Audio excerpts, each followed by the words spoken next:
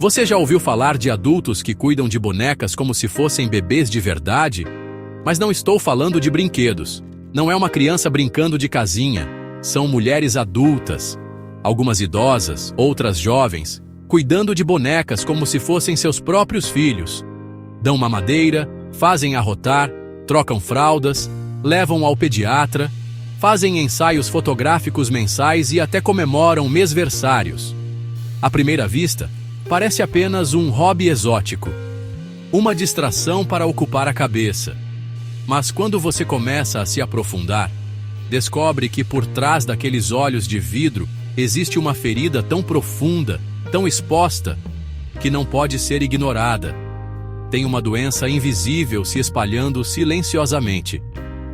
Uma epidemia de solidão, trauma e vazio emocional que ninguém vê. E agora, ela está vestida com um macacãozinho de algodão e perfumada com talco de bebê. A história mais chocante que eu já vi começou com um perfil de Instagram aparentemente comum. O tipo de perfil que qualquer um de nós poderia seguir sem pensar duas vezes. O nome da mulher era Silvia, nome alterado para proteger sua identidade. Ela postava fotos de um lindo bebê, loirinho, de bochechas rosadas, vestido com roupinhas que pareciam ter saído direto de um catálogo de loja infantil. As legendas eram cheias de emoção, tipo posts de mãe de primeira viagem, sabe? Hoje ele sorriu pela primeira vez.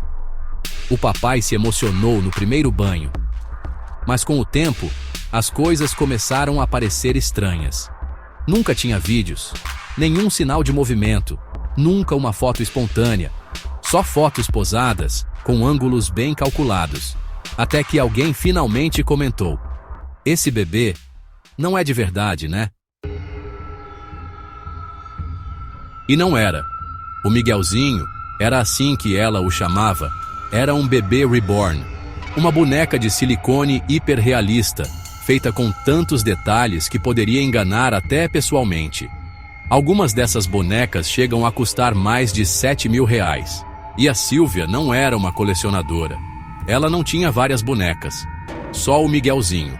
E ela se referia a ele como seu filho, com todo o peso emocional que essa palavra carrega. Fazia planos para o futuro, dizia que sentia saudade quando saía sozinha, chorava quando ele estava doente. Tudo isso por uma boneca. A história poderia ter terminado por aí. Poderia ter sido apenas mais um caso de escapismo. Mas o que veio depois foi um soco no estômago.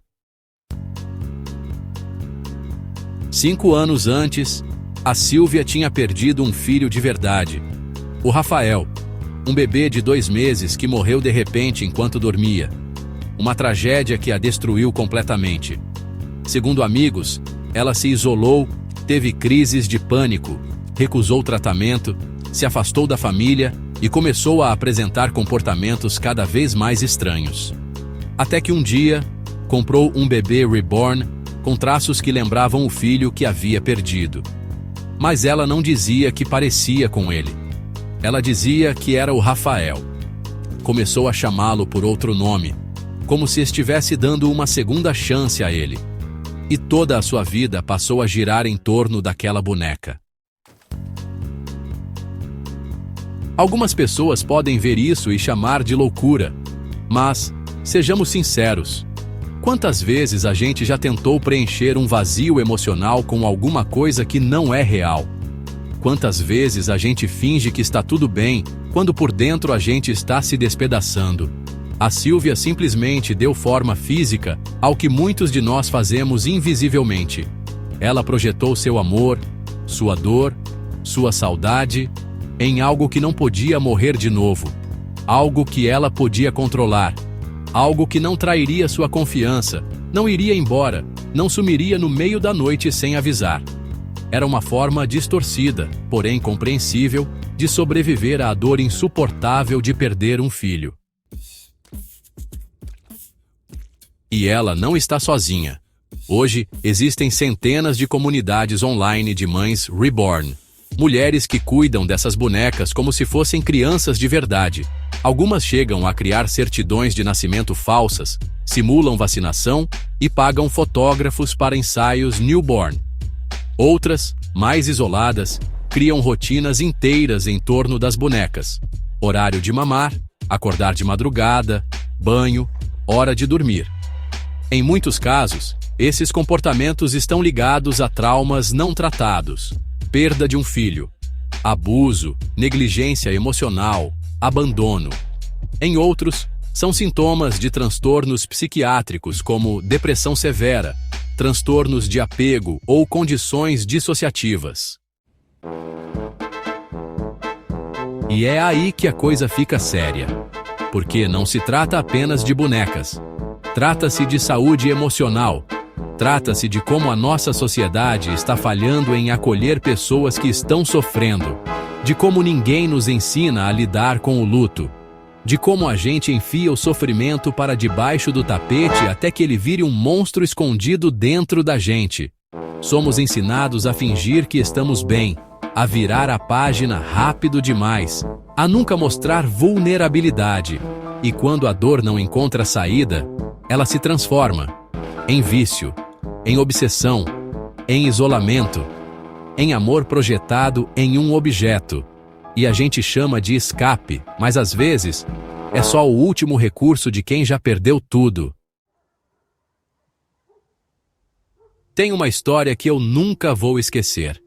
Uma mulher escreveu anonimamente em um fórum: "Eu sei que ele não é real, mas quando eu abraço o Miguelzinho, é o único momento do dia em que eu não sinto esse buraco no peito. Não é de partir o coração." A psicologia tem um nome para isso: transferência emocional disfuncional. É quando a mente, tentando se proteger da dor, redireciona o afeto para um objeto simbólico. Pode ser uma boneca, um animal de estimação, uma celebridade, até um relacionamento tóxico. Qualquer coisa que preencha, ainda que de forma disfuncional, a necessidade de conexão. O problema é que esse tipo de transferência não cura o trauma. Ela mascara.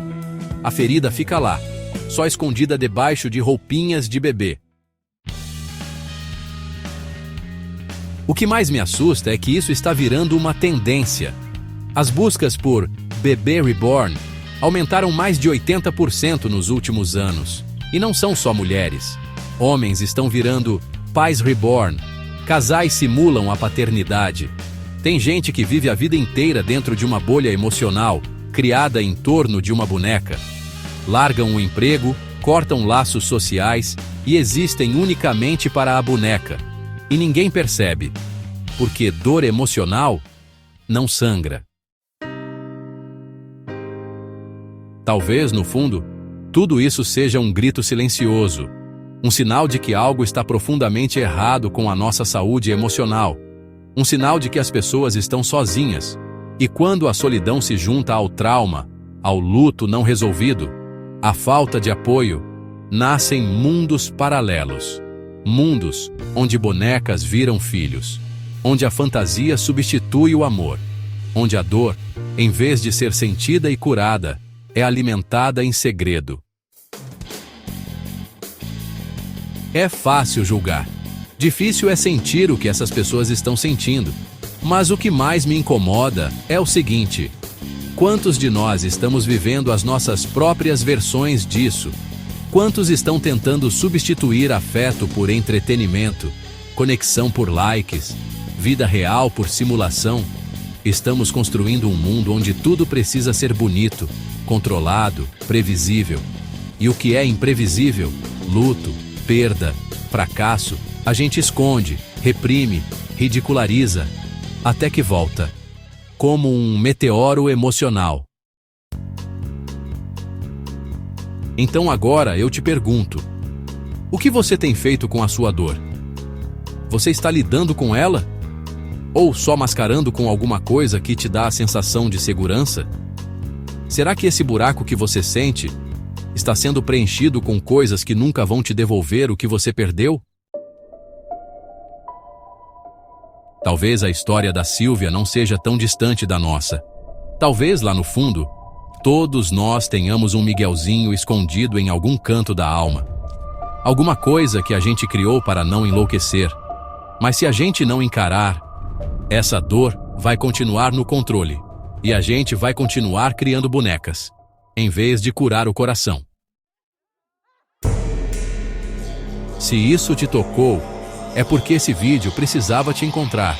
Se inscreve no canal, mas só se você for corajoso o suficiente. E me conta nos comentários. Você já viu alguém passar por algo parecido?